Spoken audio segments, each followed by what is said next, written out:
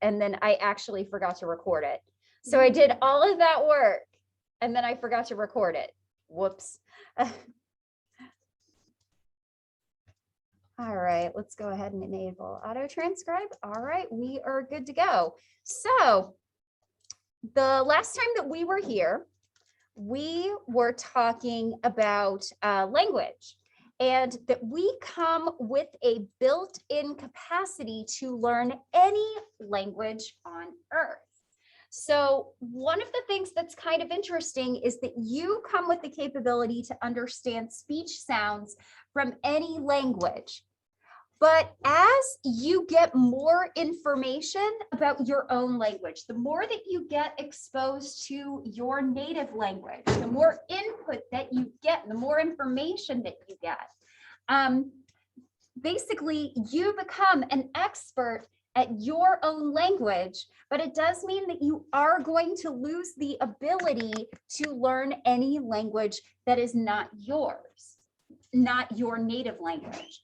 So we come in with this readiness to learn any language, but the environment ultimately shapes what we learn. It's why parents are always really encouraged to communicate with their kids, because the more that you communicate with your kids, the more information they are able to get to help them learn that language.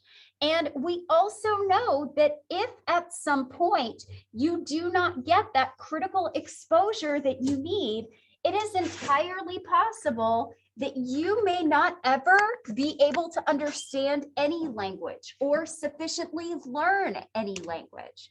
So we have what is called a critical period. If you aren't exposed to language by about the age of 7, it is very likely that you will not be able to learn a language at all.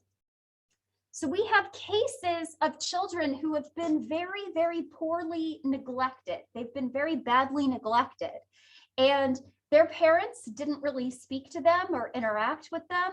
And so we have a case of a young girl, her name was Jeannie, and she never actually got exposed to language. As a result, she is not able to actually produce language. And so one of the things that you might be asking yourself is that, are people who are exposed to language beyond this critical period, can they learn words? Can they learn phrases? Yeah, they actually can. But they're not going to be able to really understand things like grammar. So how many of you remember having to take a grammar class in middle school or early high school? How annoyed were you at that? Why do I have to take a class in something that I already speak? And the truth of the matter is that most of us intuitively pick up this grammar without ever having to learn it. But in the case of a child who never gets exposed to language before this critical period, grammar is something that their language will not have. They won't have an understanding of word order. So for example, here, English, we speak what is called a subject verb object language. So our sentences always start with a sentence or a subject, then they move on to a verb, and then they move on to an object. Now, not all languages are like ours, but somebody who is exposed to English after the critical period, even if they learn it, they're not going to be able to understand that SVO order. Additionally, something that kind of fits with this critical period is that if you are an adult and you're wanting to learn a new language, it's often very, very difficult for adults to actually learn a language if they haven't been exposed to it early on.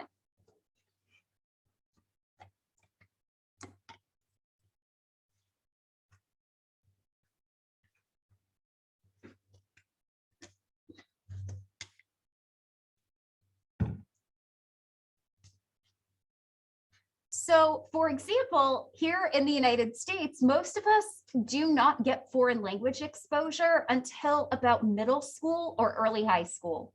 I didn't get Spanish until ninth grade, which is really ridiculous considering I grew up in Florida where we have a lot of Spanish speaking people.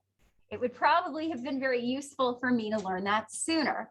But because of that, it's very, very difficult for me, for example, even with Spanish, which is something that I actually know relatively well, I have better comprehension than I have production. So when I go to Barcelona or I go to other parts of Spain, people get annoyed with me because I understand what they're saying, but I'm very, very slow to produce the language because I don't always know what verbs to use. It doesn't just pop into my head easily. And so they'll immediately shift over to English. And I'm like, no, I'm trying. But if you're younger, this does not become a problem. As I mentioned on Monday, my sister, my half sister, actually is trilingual, and she has learned all of those languages at an early enough age that when she thinks things, she actually shifts from German to English to French, just on a whim. Now, some could actually argue that the way that, what is going on back there? What is that noise? Did I knock over something? Oh, I knocked over a box of chalk. So I'm going to pick up the chalk, but I'm going to keep talking. So we're going to see if this works. So one of the things that has occasionally been argued that I would agree with is that the way that we teach foreign language is very, very different from the way that you learn your native language. With your native language, you're basically thrown into it. No newborn infant comes in knowing the rules of a language and they don't really have an ability to translate. You learn as you go. Likewise, children that grow up in bilingual or trilingual households, they are immersed in it. They are constantly surrounded by it, so they have no choice but to learn it. Now, on the other hand, you go into, for example, my high school Spanish class, we were not immersed in Spanish. Our teacher talked to us in English. And as a result, anytime that I wanted to think of what something meant in Spanish, I would immediately shift over to English to translate. That's not immersion. People tend to do a lot better when they're immersed in a language. My father actually speaks German pretty well from all of the times that he has spent in Germany. Now, he learned German after this critical period. So one of the things that you'll find is that if he talks to somebody who is speaking German, and he's speaking German, they do tend to note that he has a very thick American accent in his German. So do keep that in mind. If you immerse yourself with something like Duolingo or Rosetta Stone or doing study abroad and you start to pick up that language, if it's after your critical period, yeah, you're going to have an accent when you talk. So in addition to thinking in language, we do also tend to think in images at certain points. So sometimes it's easier for us to think in images. So for example, going right now, imagine that you're taking a shower and you're trying to find the hot water tap. It's actually easier for me to just think about where my hand goes when I turn on the hot water than to actually put it into words. Likewise, when we're riding our bicycle and we're imagining that, we don't go, oh, well, I put my feet on the pedals and I pedal around and I move my handlebars. You think about an image of you actually riding a bike. So though we do tend to think in language when it serves us, especially with skills, those procedural memories that we talked about last unit, we're going to think in images instead.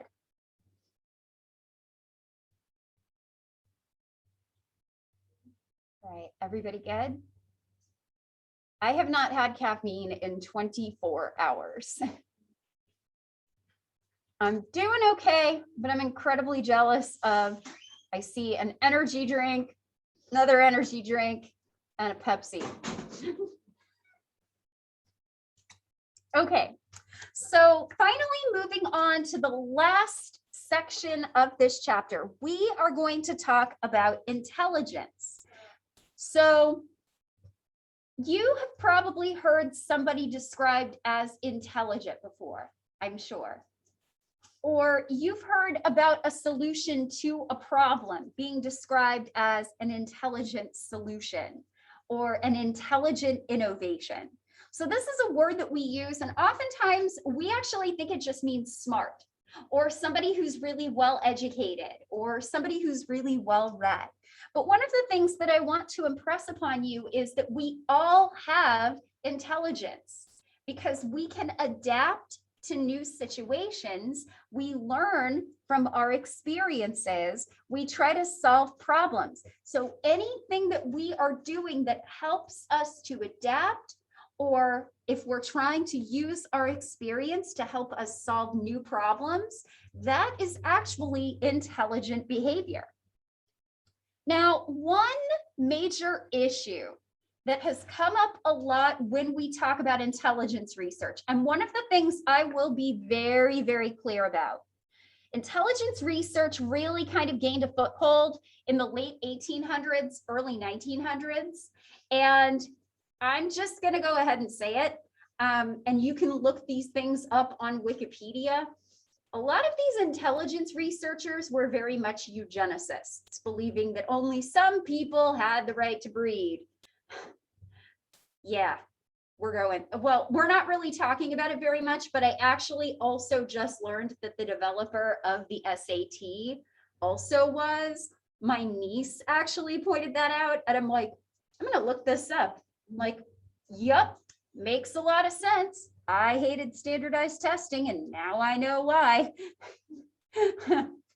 Okay, so one major question that a lot of intelligence researchers came up with is there more than one way to be smart? And I remember when I was growing up, and you can kind of tell I was a pretty book smart kid. I think we call that book smarts. And I remember my stepfather occasionally going, well, you're book smart, but you're not life smart. And usually what life smart means to people who tell you that it's life smart, they usually mean things like street smarts, getting along with people, social interactions, stuff like that. So when you hear somebody say that there's a difference between book smart and life smart, what they are telling you is that there are multiple intelligences. There are multiple ways to be intelligent. On the other hand, some people would argue that if you are able to adapt, if you are able to learn from experience, this will be true no matter what domain you enter in. So somebody who's pretty intelligent in one area might also be very intelligent in another area. So is intelligence an ability, or is it abilities? So one of the first people to really look at intelligence was Charles Spearman. Charles Spearman basically proposed that we have what he called a G factor.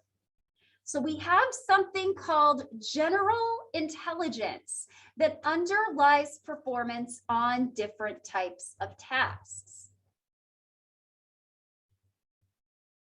So I want to make a distinction, and I am going to have to erase this whole statement about the power of mindset. I'd say that mindset is pretty important, but it's not the only thing. We have to make a distinction between what we call general intelligence, which is sometimes called fluid, and then another type of intelligence that we call C, which stands for crystallized.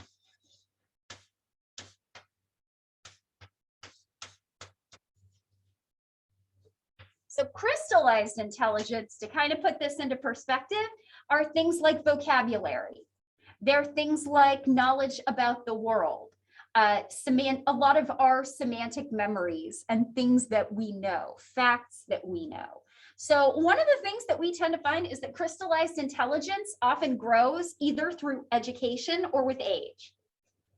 Like, it's actually kind of cool. Crystallized intelligence is one of the few things that older adults have that actually goes up with age, because you are gaining more knowledge the longer you live and you gain more experience. But general intelligence has nothing to do with education or with age. Fluid intelligence is this general intelligence that looks at your ability to adapt and to find creative solutions. So the idea behind general intelligence, Spearman actually noted that people who tend to score high in one area tend to score higher than average in other areas. So to kind of put this into perspective, so is there anybody here who is really, really good at math? And here's the thing, B's, y'all, that's good in math, just so we're clear. I know you don't believe that B's are good. Okay. Do you tend to get pretty similar scores in a lot of other areas? Maybe not exactly a match, but pretty close. Now, there are going to be some people who are variable, right? Like there are some of you that are like, take the math away from me. I can never learn it, but you might be really good at English. There are some people who take English classes and they're terrible at them, but they're really good at science. But in general, according to the concept of general intelligence, if you do well at one thing, you're going to do well in a lot of different things. So if you're able to adapt in a book situation, so to speak, like a book smart situation, if you believe that in this concept of general intelligence, you will probably also do better than average in social situations. Now, here's what's critical. You might not do as well, but you're still going to do better than the average, is the idea.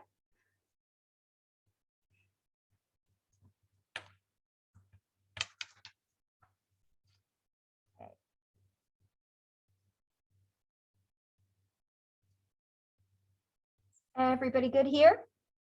Okay. Now, on the other hand, what you're looking at here is work that is done by Howard Gardner. Howard Gardner actually proposed that there are multiple intelligences. And he believed that intelligence comes in multiple forms. And some of the evidence that he actually used for this is the fact that there are people who are brain damaged. They are often, prior to that brain damage, they are often very proficient in certain things like music or composing. This brain damage causes severe intellectual deficits, but not with their composing or their musical abilities. Very similarly, we have things like savant syndrome.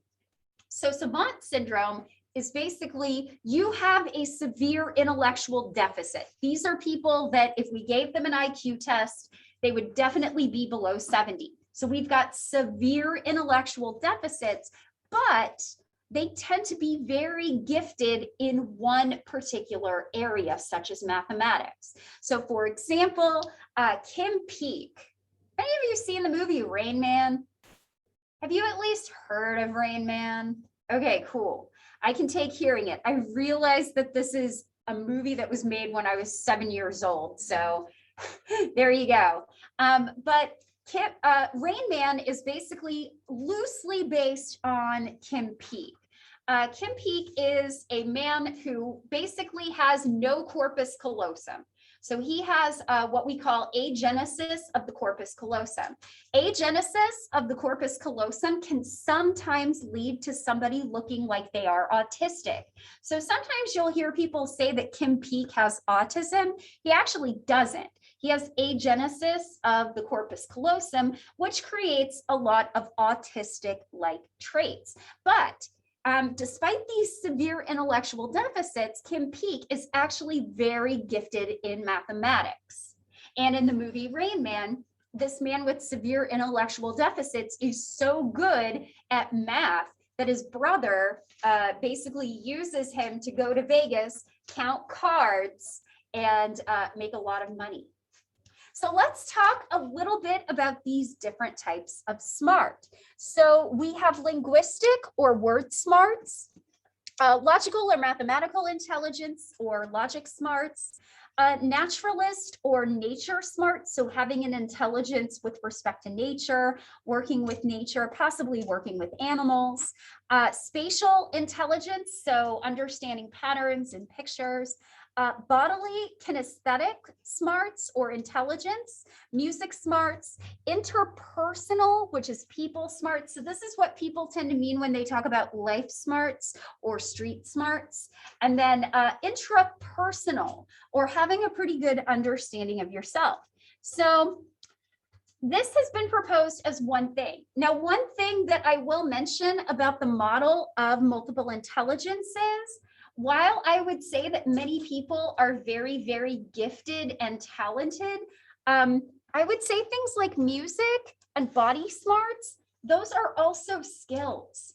Those are things that can be developed. Now, I can practice a lot of basketball, and yeah, I'm never going to the WNBA. Have you seen how short I am? Also, I'm old.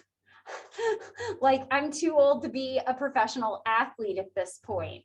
But so talent definitely counts for something, but a lot of these are also skills, and that's where it makes it a little bit more complicated. So here's where I kind of have some bad news for you. So I know that this theory sounds nice. I know that it sounds nice, but the data and researchers have looked at this for a while, but they have looked at which model better explains how intelligence varies across people. And the G factor, the notion of a general intelligence, actually fits better than multiple intelligences. So, but again, it's just data. It may not have that much of a hold on your life. Okay, so what is intelligence? So here's the thing, when we're looking at research studies of intelligence, that's whatever the intelligence test measures. And this is often going to be school smarts. Oops, sorry. So one thing that's actually kind of interesting that I'm gonna let you know about ahead of time, how many of you have ever taken an intelligence test? Okay, and I'm not talking about the ones on the internet, like are for real intelligence test that was probably administered by a school psychologist. Yep. And they give you a lot of different things to do that don't look like they fit together at all. Like I've had two, and they had one where I had to pretend to walk on a tightrope. I had to throw and catch a ball.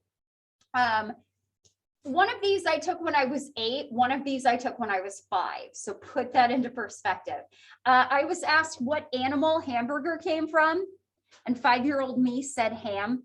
I mean, it's in the name, hamburger, so it must be ham. In my defense, I was 5. But you do all of these different tasks, like you're given a picture and you're asked to make up a story. They repeat digits to you. You have to report them back. And you might be wondering, what do any of these have to do with intelligence? Well, if you subscribe to the G factor, this idea that if you do well at one thing, you'll generally do well at a lot of other things if you have high G. The idea here is that if I throw you a bunch of random tasks that look like they have nothing to do with each other, I can pull out. And this is something called factor analysis. It's statistics, and it's kind of scary.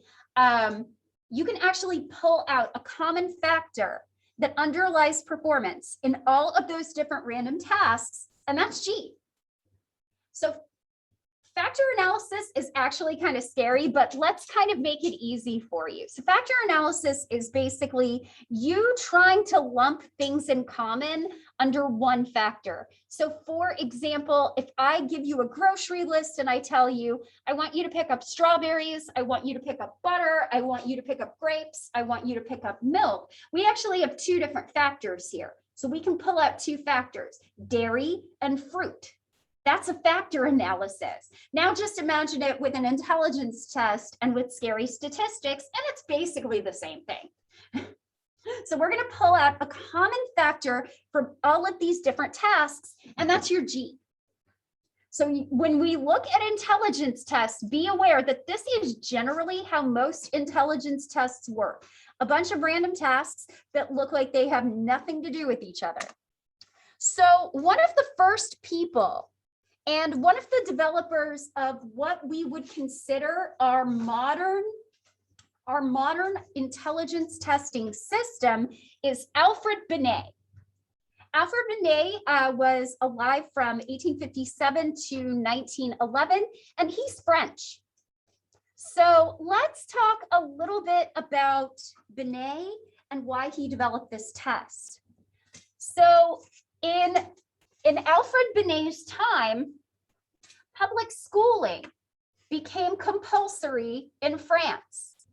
So I know that this is kind of hard to put in perspective, but even 100 years, well, maybe not, even maybe more, and slightly more than 100 years ago. 100 years ago was 1921. Oh my gosh. But over 100 years ago, public schooling was not compulsory. Schooling was often a luxury for people who could afford it. And we're not just talking college.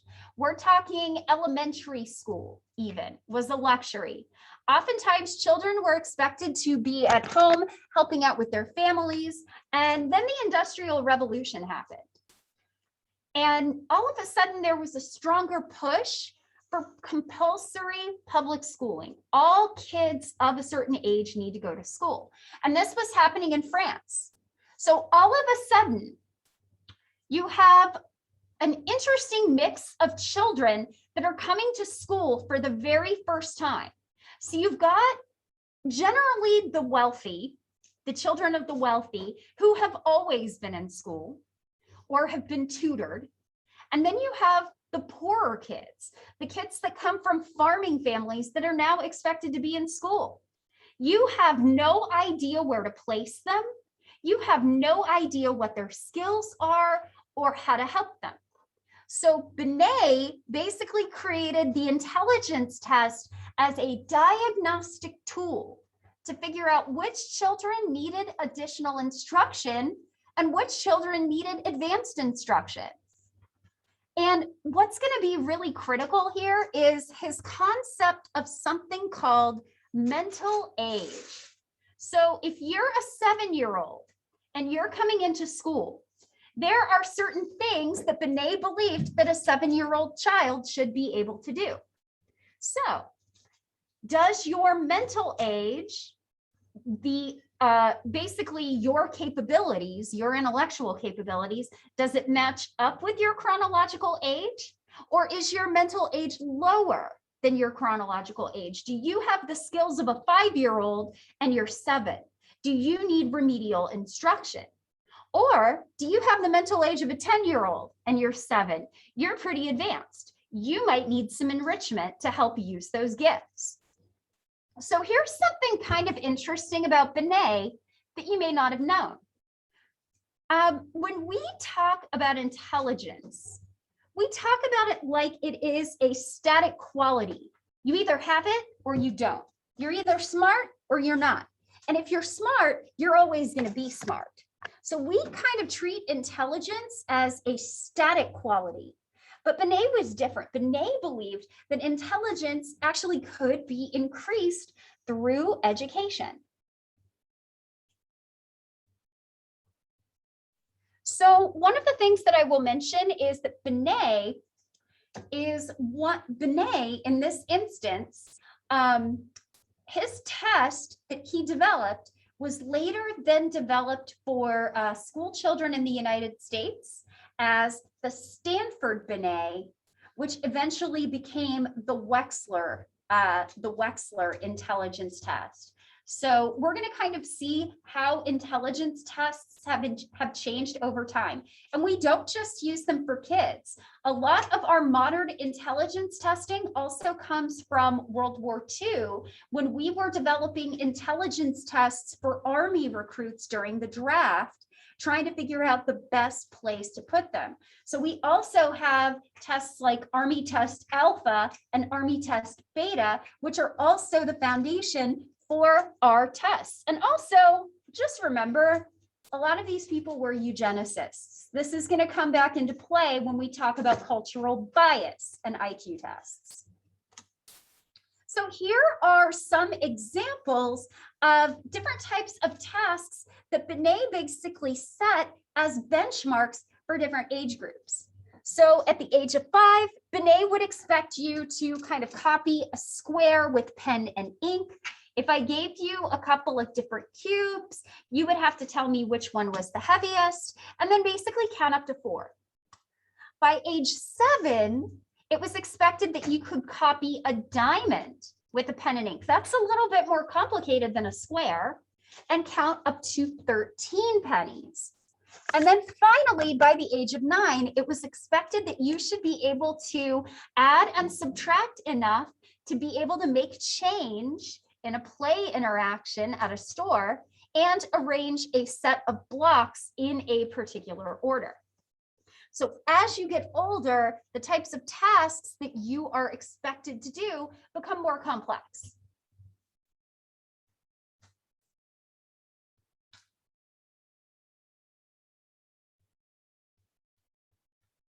Everybody good? Okay.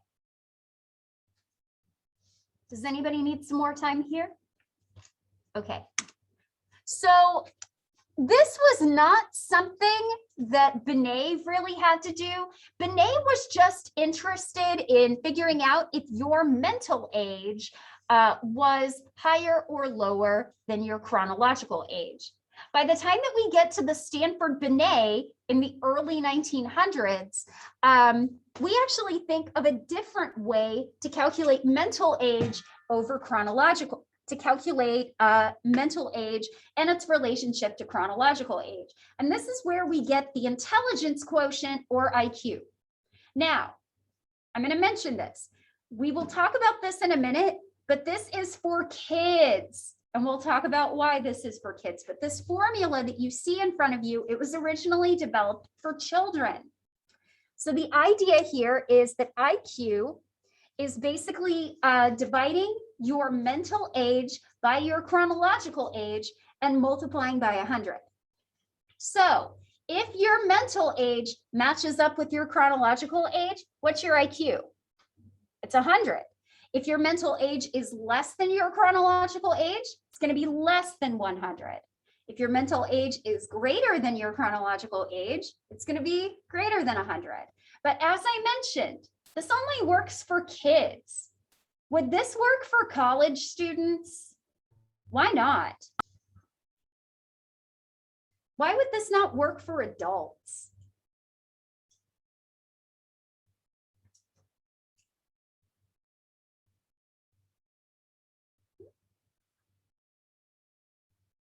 Why would this formula not work for an adult?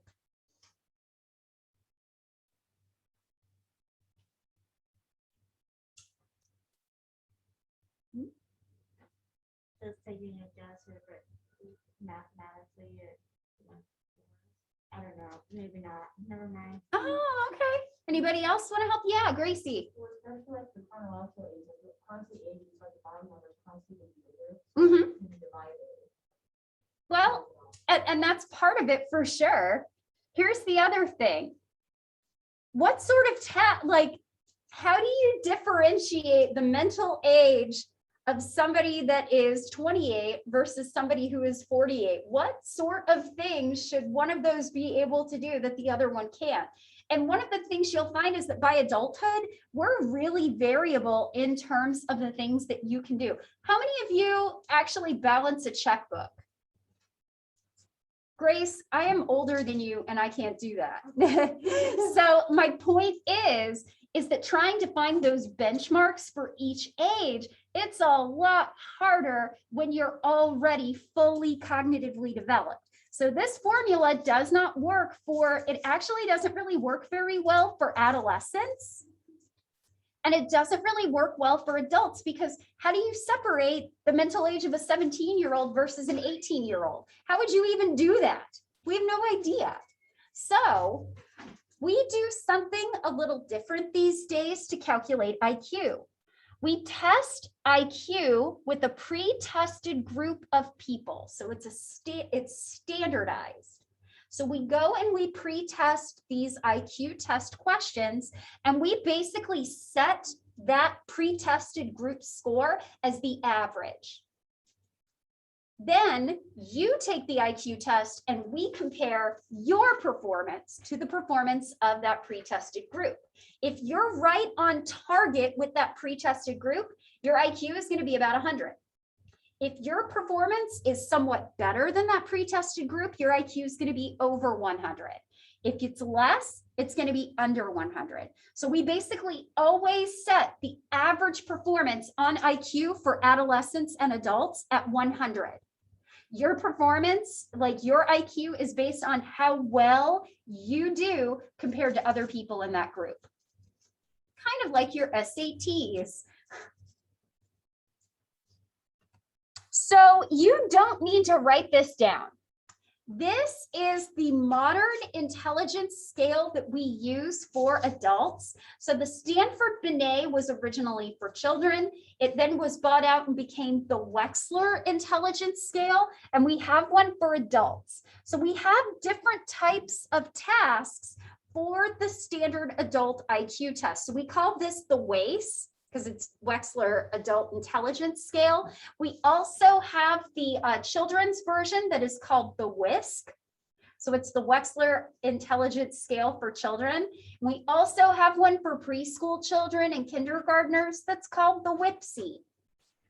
I don't actually know what that acronym stands for. I just know that it's called the WIPSI, and I think it's cute. Okay, so when you are doing something like the WAIS, you're going to get verbal tests, and you're going to get what are called performance tests. So here's what's really interesting. With the Wechsler Adult Intelligence Scale, you actually get 3 different scores. You get an overall IQ score, and then you get a verbal IQ score, and then you get a performance IQ score. So let's take a look at each of the different tasks that we're going to do here. So verbal, general information, that's stuff like world knowledge. So for example, what animal does hamburger come from? The answer is not ham. Don't be like me. Looking for similarities between objects. So kind of going through some verbal reasoning, math reasoning, vocabulary, comprehension. So reading a story and comprehending it, and then digit span. I give you a list of digits, you repeat them back to me as soon as you remember them. So that's basically a short-term memory test. With performance, we have things like, I show you a picture and you have to complete the sequence, picture arrangement, block design, matrices, and something called digit symbol substitution. So the idea, this is actually kind of awesome. This is a task that I actually have done with older adults to test how fast they can process information. So it kind of works like this. So I give you a symbol, and that's associated with a certain digit. So maybe a triangle is 1, a square is 2, a circle is 3. And here's what's wild. So you get this little key up at the top of the page with all of these. And then for the rest of the page, you've just got strings of shapes and you have to fill them in. And the idea here is that you want to complete as many of these as possible without looking up too much, because every time that you look up here to remember what they are, it slows you down. So we can actually measure what is called processing speed with this task. It's a good task for older adults too. So we do these different things. Now, the WAIS, for all of its flaws, is actually a pretty decent test. And we'll talk about why in a minute. So if you want a good test needs to have these 3 different things. It needs to be standardized, it needs to be reliable, and it needs to be valid. So let's talk about what each of these mean. So I've already kind of talked about standardization. How many of you took standardized tests in school? How many? Okay, so I'm kind of curious. I maybe in a good year only took 1. How many standardized tests did y'all take? in a year. 4, 5? Oh my, that ain't right, y'all. That's not right. I have a lot of thoughts about standardized tests. But standardized tests are basically the idea that we're going to go out and we're going to pre-test these questions to see if they're any good. And then we're going to judge where you are based on your performance to that pre-tested group. So the GRE, which I had to take for graduate school, I actually kind of liked it because I got like analogies questions, and I actually like using my mind, but I needed to do well on this test because I could only afford to take it once. It's expensive. It was like, I want to say it was like maybe $150, and I was a student on financial aid, and I'm like, I cannot afford to take this again. So I studied for months, but I liked it because the questions made me exercise my mind. But how the GRE used to work is they'd give you a question. The very first question, 50% of the pre-tested group got it right, 50% of the pre-tested group got it wrong. And so basically what the test would do is that if you got it right, they give you a tougher question. If you got it wrong, they give you an easier question. So they were kind of trying to find out where you were in relation to this pre-tested group. It used to be an adaptive test, and I think it's different now. So we're going to compare your score to a pre-tested group. That's what they mean by standardized test. These questions have already been tested and tried out on other people. When I talk about a test being reliable, that means that it should be yielding consistent scores. So here's an example, but not with tests. So imagine that you get up in the morning, and let's imagine that you have a bathroom scale. And you get on the bathroom scale, and it says you're like 120. And then you get off of your scale, and then you get back on it, and it says you're 250. What should you be doing with that scale? You should throw it away. You should throw it away or fix it because it is not a reliable measure. So ideally, if I go in to take an IQ test and this test is reliable, I should get about the same score every time I take it. Now, am I guaranteed to get the exact same score every time? No. But if I get 130 on the first IQ test, I shouldn't expect like 65 the next time. I should be getting close to the same value every time. It's consistency. And then finally, validity. Validity, a valid test measures what it says it is going to measure. And this has always been my problem with college entrance exams, like the SATs or the ACTs. They say they predict college achievement or aptitude. They do not. First of all, wealth and access are very highly correlated with SAT and ACT performance. It's almost like if you have money to afford taking classes or having tutors that you will do better. It's almost like that. The other issue is that they say it's a measure of college success. Folks, at best, these college entrance exams, they're lucky to predict your first semester grades at best. And if you are female, or if you are from a group that has historically been oppressed, the SAT is actually going to underestimate your performance. Like, I got a pretty average SAT score. I got straight A's in college and ended up going to graduate school. So much for predicting college success. But yeah, we want a good, valid test. It needs to actually measure what it says it's going to measure. So make sure that you understand the difference between standardization, reliability, and validity. They will pop up on the next exam. At least one question. And you know, if I'm saying it, it means I'm probably going to put one on there. All right. Does anybody need some more time here? Okay, so let's talk about IQ because we have a little time left. So when you look at IQ, you do not need to write this down. So this is actually a cool kind of trick. And if you're planning on being a psych major and you're going to take research methods with me at some point, which you will, there's an interesting little quirk about psychological variables, including things like intelligence. They tend to approximate a normal distribution, a bell curve. So here are some really cool kind of properties about bell curves or normal distributions. They're mean, so the average is also the median, which means 50% of the values fall above the mean, 50% of the values fall below, and it's also the mode, the most frequently occurring value. If I had to hazard a guess at what most of our IQs are in the room, they'd probably, most of us, be somewhere in this bell because that's the average and that's where most people are.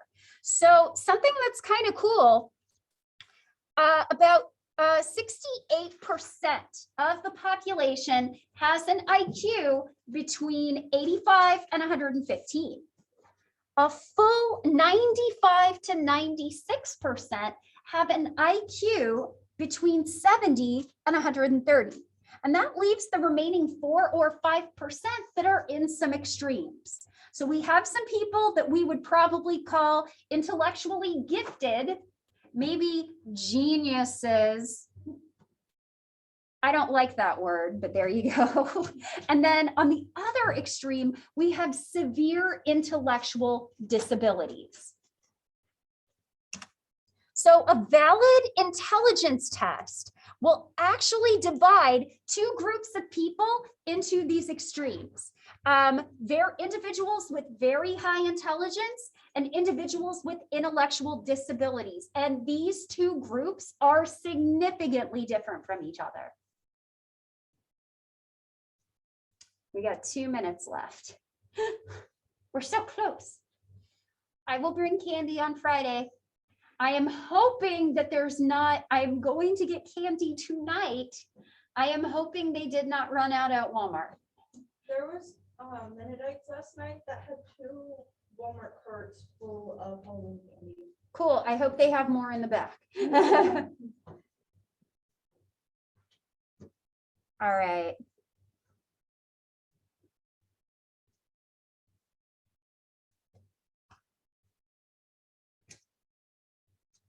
So yeah, and for those of you who like stats, how this kind of works is about 68%. The standard deviation of IQ tests is 15 points. So 68%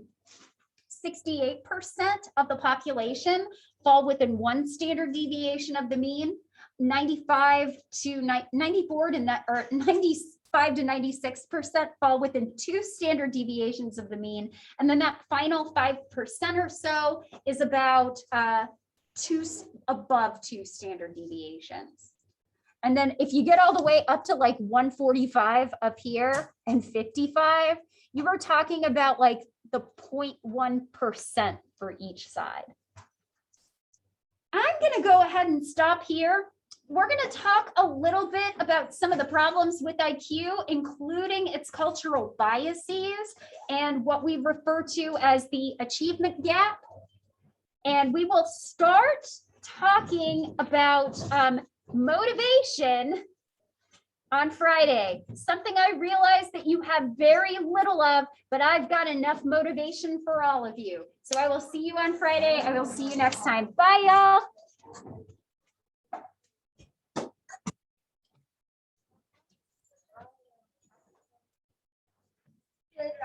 Bye.